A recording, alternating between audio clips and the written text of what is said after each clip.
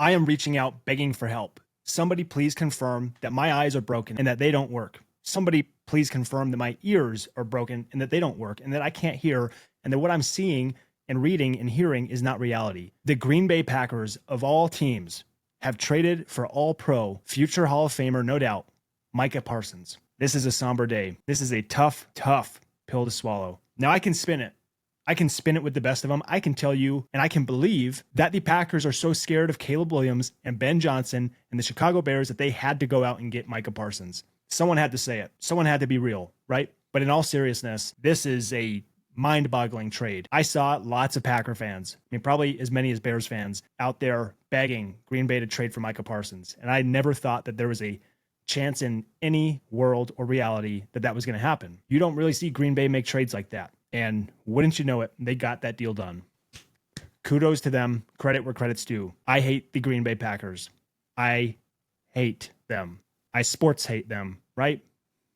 I know fans. I know people over there. It's fine. I appreciate and respect the rivalry. And they talk shit. We talk shit. It's all fun and games until they take Micah Parsons. And that's where I draw the line. We cannot coexist. This means war. Now, let's just be real. My initial thoughts when it came to seeing this trade pop up on the ticker, candidly, I was a little bit shocked that Dallas actually dealt him and that they dealt him so quickly. It upset me that that deal was actually out there to be done and we didn't do it, right? Those are my initial thoughts. Those are my feelings. I wasn't big on the Bears trading for a pass rusher this offseason, mainly because of the price that was going to cost to get them, price that you're going to have to pony up to pay them salary-wise, and then some of the ages, right? Like Myles Garrett and Trey Hendrickson. I just wasn't in love with that. No knocking the player. I just wasn't in love with that and the reality of where we are at as the Chicago Bears in 2025. But Micah Parsons changed all of that for me.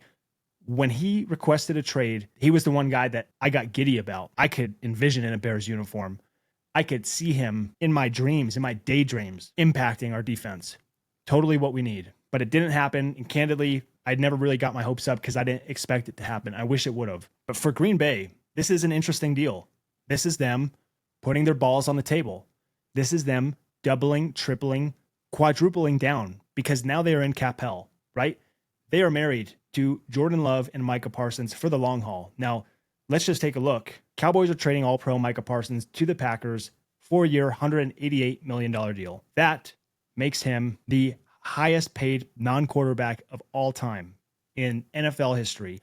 No one not throwing the ball in an NFL game has made more money than Micah Parsons will. Crazy. And not to say he's not deserving, he certainly is. And by all accounts, he's actually making more than what the Cowboys offered him, right? The Packers were willing to pay. They were willing to put their money where their mouth was. I hate the green and yellow. I hate it. This guy looks sick. Can't lie. He's got some aura, unlike that receiver that they drafted in the first round. No aura. But let's just be real. The Packers are signaling where they feel they're at as a franchise. They feel like, to me, I feel like they're a playoff contending team every year in, year out. You've got Jordan Love. He's good enough to get you to the playoffs, talented enough to get you to the playoffs. And you've got Matt LaFleur, who, great coach. Do I think he's a Super Bowl level winning coach? No, not in my opinion, but he's a good coach. He's a solid coach. I think he's good enough to coach a good team to a Super Bowl? Probably. If you get a lot of talent on that team, that's what they're doing with Micah Parsons, they're going to be a threat. They're going to be a contender. But what I think is funny is I'm actually not that bothered by the Packers getting him. Aside from my initial emotions, once I start to think through this and once I start to be a little bit more realistic about who the Packers are, well, first things first, they're 0-1 against us this year. So there's that. But truly, they were a blocked field goal away last year from going 0-6 in the division. Does that signal at all where they are in the division? And maybe they feel that and they feel that this is going to be a competitive division. The Lions and Vikings, while I feel like both of them will take a step back from where they were last year, which was damn good, they're still going to be good. They're still going to compete for the playoffs. The Vikings absolutely should. They've got the coaching to do it. We'll see. The quarterback's a total wild card. But then you see Chicago, and this is me not being biased, Chicago fan. We've improved. We were bad last year, but we've improved. How much? It's yet to be seen. We'll see. That story will write itself. In a week and a half's time, that story starts. But Green Bay, this is them feeling like they're stepping out of just good to potentially great. We'll see. Now, my opinion, I've got to be honest, I tend to agree more with this sentiment. Connor Burns, funny guy, good guy, Bears fan. Calmed down since it happened, which, like him, initially pissed, hated to see that. But then once you start to think through the situation, their quarterback is Jordan Love, and they are in cap hell, and they just gave away their next 2 first-round picks for 2 years in a row, right? So they're not going to have first-round picks. They gave away Kenny Clark, who, let's not leave that as an afterthought here. Kenny Clark is one of their best players on their team. Dallas got a good player, but do I think that Jordan Love is the quarterback that you marry yourself to and you make this type of move?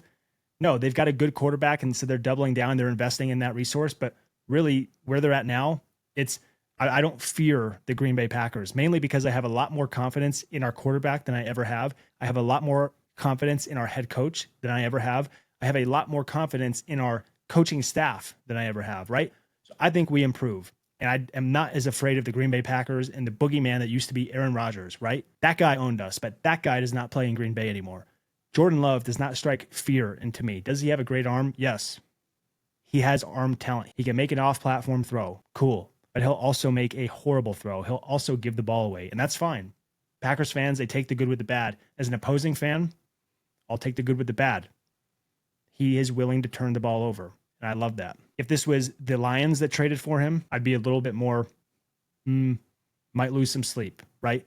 Packers, I'm not sure how much better this actually makes them. Playoff team, yes, but they're already a playoff team. I'm not fearing them. Now, when it comes to the Bears, why do I not hate this? I've seen a lot of people on Twitter specifically coming at Ryan Poles saying, fire Ryan Poles. Get rid of this guy. Are you kidding? Worst GM in NFL history. What is this guy doing? What has he proved? Fire him. How do we let that happen in our division? First of all, it's not our job to control what Green Bay, Minnesota, or Detroit do. We have to worry about Hallis Hall, what's under our roof.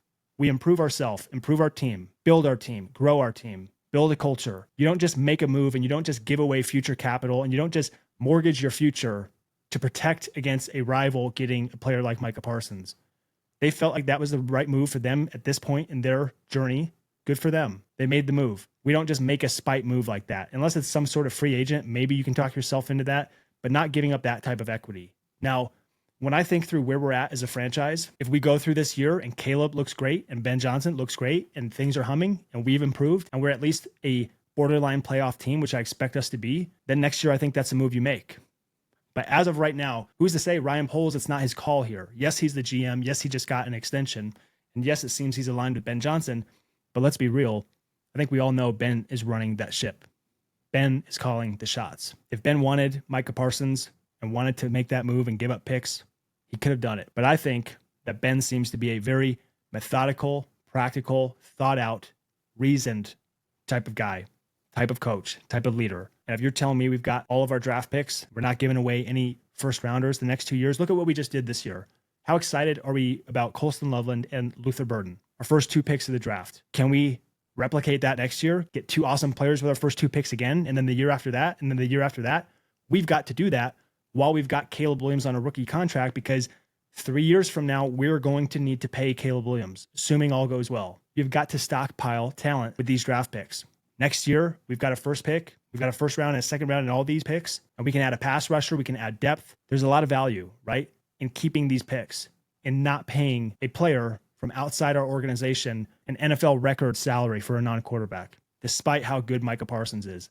There's 2 sides of the fence.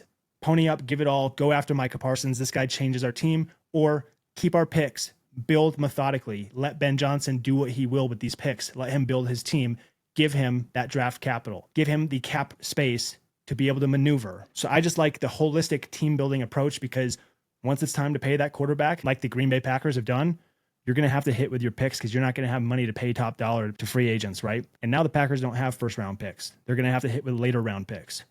And who's to say they can't do that? Of course they can. But I'm not fire Ryan Poles because he didn't make this trade. 31 other GMs in the NFL didn't make that trade. And also 31 other teams in the NFL, actually, let's just call it 30 because Dallas doesn't count. 30 other teams in the NFL would have benefited from a Micah Parsons. So let's just remember that. Let's not be so reactionary. I get it's emotional. We're all excited for football. We are ready to dog walk the Minnesota Vikings in a week and a half's time. We're going to do it without Micah Parsons. I'm still worried about our pass rusher, just to be clear. I'm still worried about the pass rush. I think Dio didn't look great in the little time in the preseason we saw. I hope that's not the case in the regular season, but we've kept our picks. We're being smart. We're being practical, and we're not just giving away everything, because we've done that multiple times over the last 10 years for Khalil Mack, for Mitch Trubisky, right? We've done this for Justin Fields. And then we go years without picks. And now we're trying to catch up. Well, now we have our picks. Now we have our quarterback. Now we have our coach.